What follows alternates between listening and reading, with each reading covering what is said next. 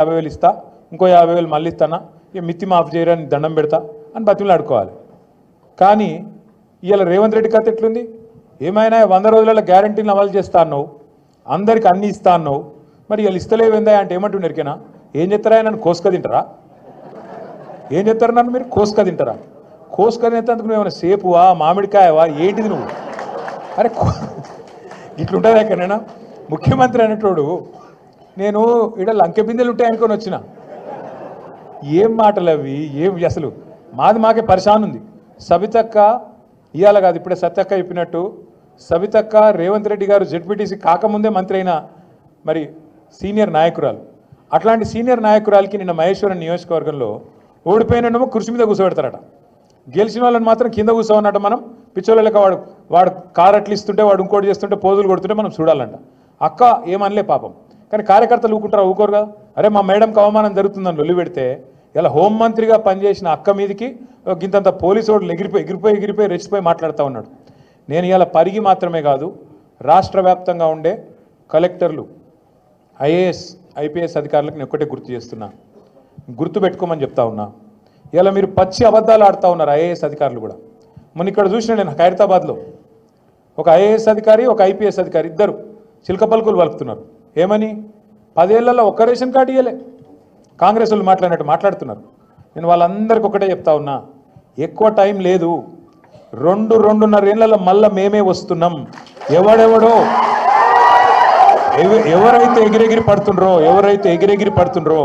ఎవరైతే అతి చేస్తుండ్రో, ఎవరైతే రేవంత్ రెడ్డి కంటే ఎక్స్ట్రాలు చేస్తున్నారో వాళ్ళందరికీ నేను ఒకటే మాట చెప్తున్నా. నేను ఇదివరకు కూడా చెప్పినా, మళ్ళీ కూడా చెప్తున్నా, బరాబర్ ప్రతి పేరు రాసి పెట్టుకుంటాం, ప్రతి ఒక్కరి మాటలు యాది పెట్టుకుంటాం.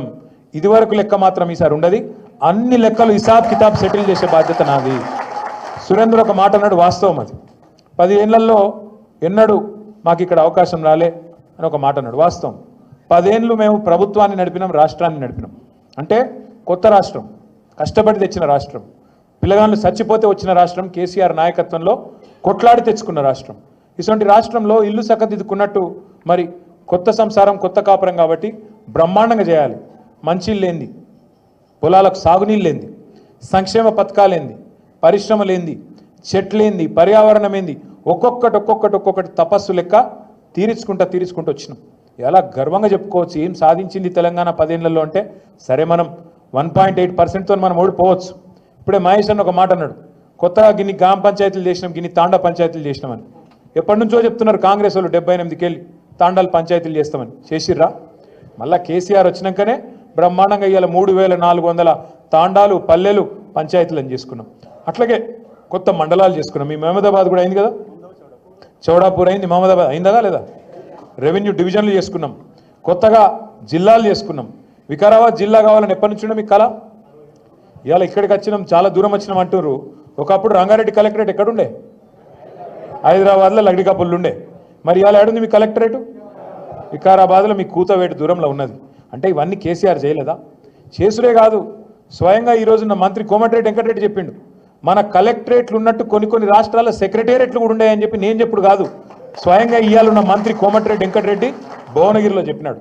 అద్భుతంగా కొత్త పంచాయతీలు, కొత్త తాండాలు, కొత్త మండలాలు, కొత్త రెవెన్యూ డివిజన్లు, కొత్త కలెక్టరేట్లు, ఐఏఎస్ ఐపీఎస్ అధికారులు మీకు అందుబాటులో, మీరు యాడిగో 100 కిలోమీటర్లు పోయి అక్కర లేకుండా మీ గడప ముంగటికి పాలన తెచ్చిన నాయకుడు కేసీఆర్ గారు.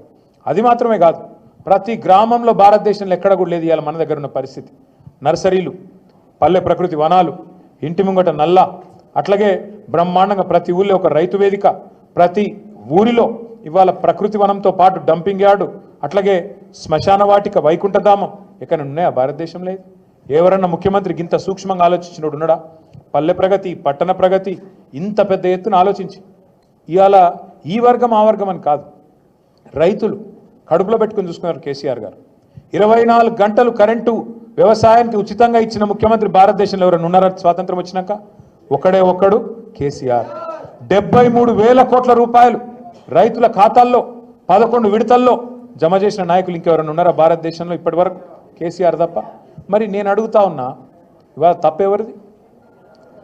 మనది, కార్యకర్తలది.